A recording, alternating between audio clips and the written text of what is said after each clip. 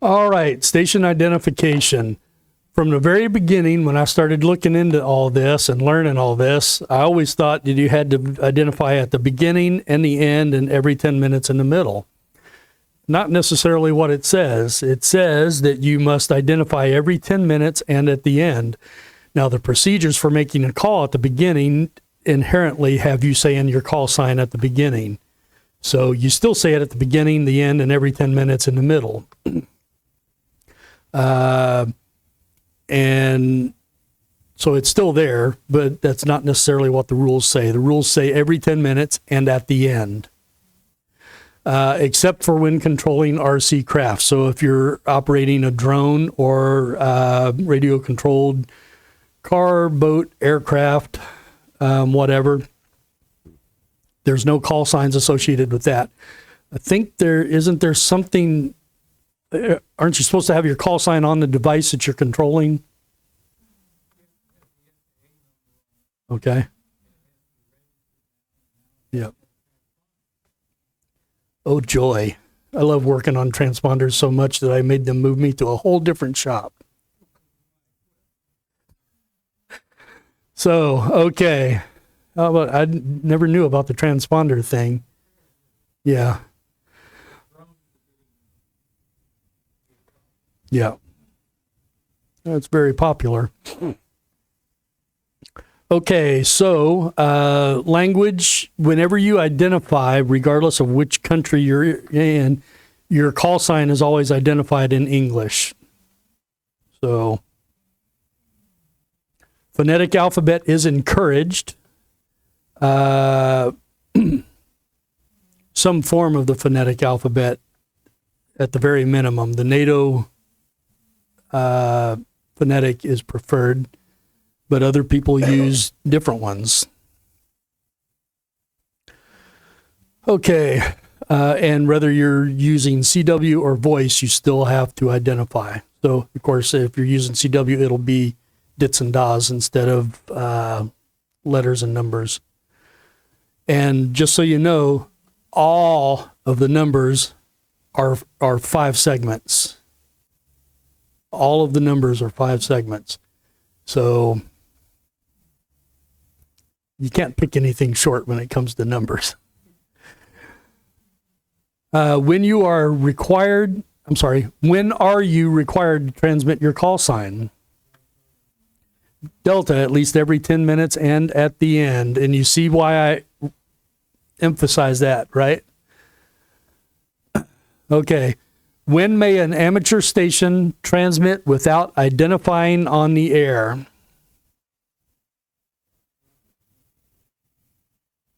When transmitting signals to control model craft. Very good. What language may you use for identification when operating in a phone subband? Charlie, English. What method of... And you know what?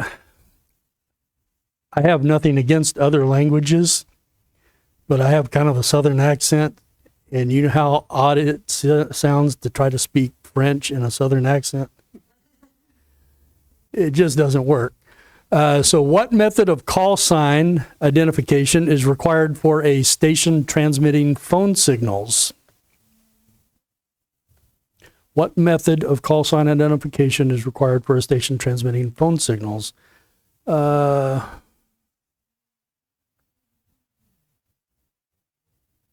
Delta. Send a call. Oh, so you can use a CW call sign when you're transmitting. Okay. How about that? Everybody got that? So even though you're sending out a phone signal, you can send your call sign by CW. Yeah.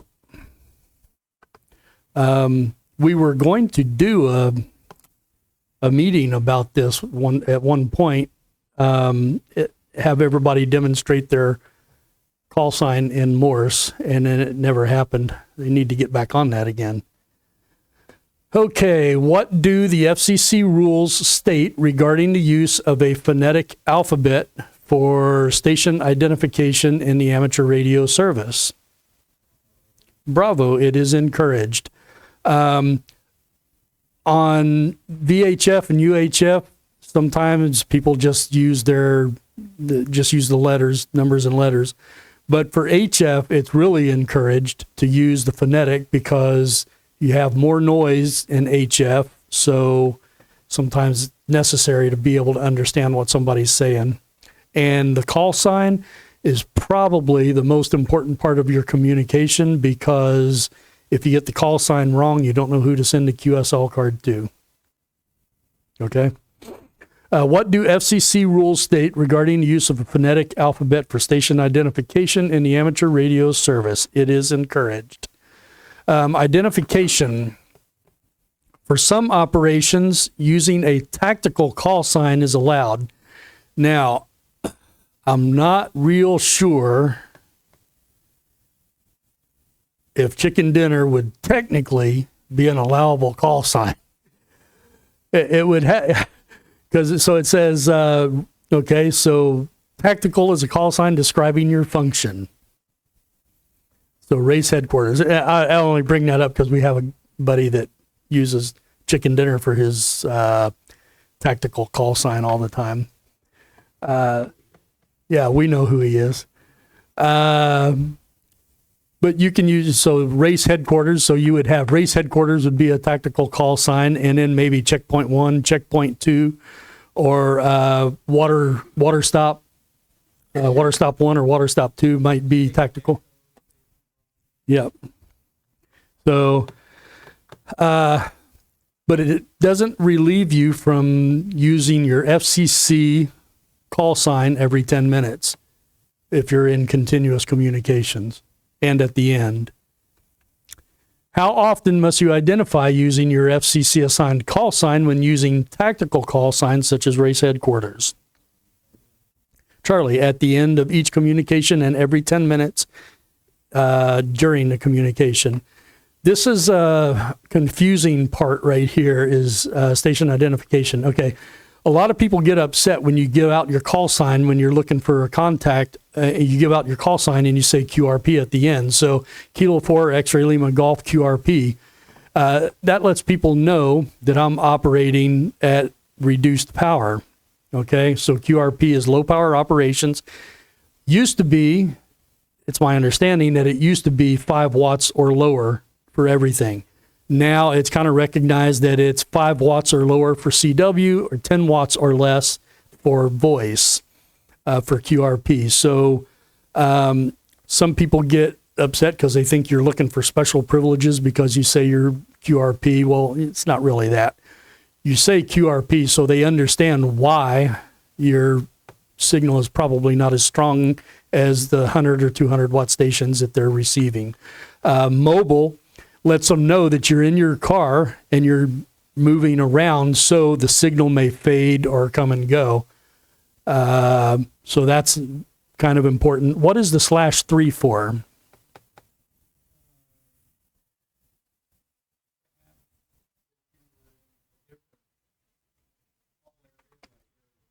Oh, okay.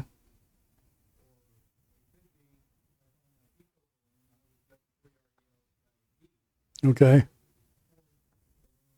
Oh, okay. Right. All right. So those are some examples of call sign indicators that you might have. There are also other indicators that you can put on there for if you're traveling. Like if you go into Canada, you have to give some indicator that you're in Canada and what area of Canada you're in.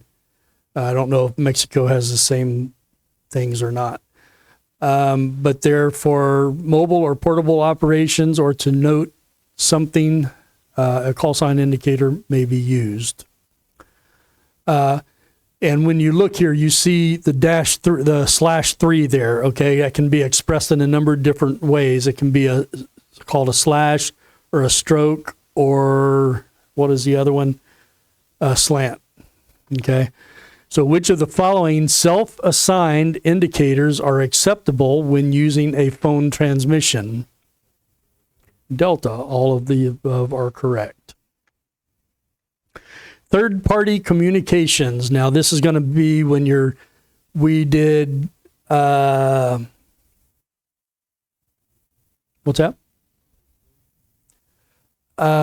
Yes, actually, that would be an example, because you've got an operator and then you got somebody else that's not an operator that's trying to communicate something to another point. Yeah, okay. So that would be an example of it. What I was going to bring up was we had a GOTA radio set up for the last field day. GOTA means get on the air. So people who were not licensed could come in and make a couple of contacts and hopefully get them charged up and ready to go, where they would be sitting in your seat the next time around. Okay? So third-party communications, communications on behalf of someone who is not the station licensee. A message from one control operator to another control operator on behalf of another person, which would be the third party.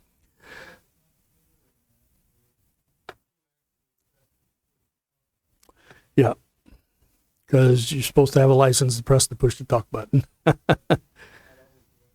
Yeah. If a foreign station, it must be in a country that has a third-party agreement. So with the GOTA station, you're usually always talking to somebody in another state rather than somebody in another country. What is the definition of third-party communications? Alpha, a message from one control operator to another amateur station operator on behalf of another person, a third person. Very good.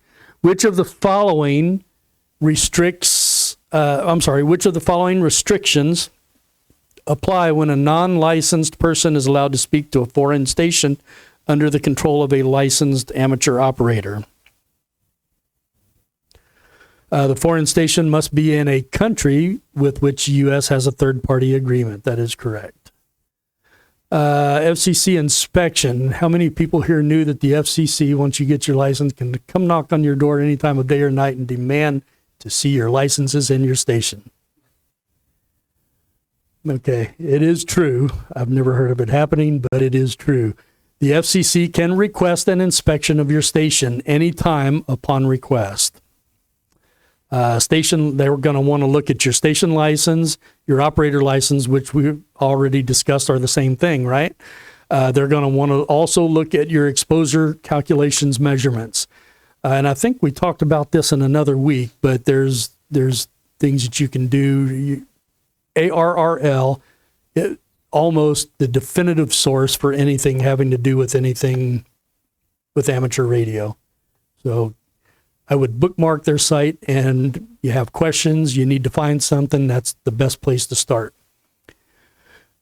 And I will one more time push for their books. If you decide to go take the general class, the general book, I think, is blue, but it'll say general on it. This one just says your first license.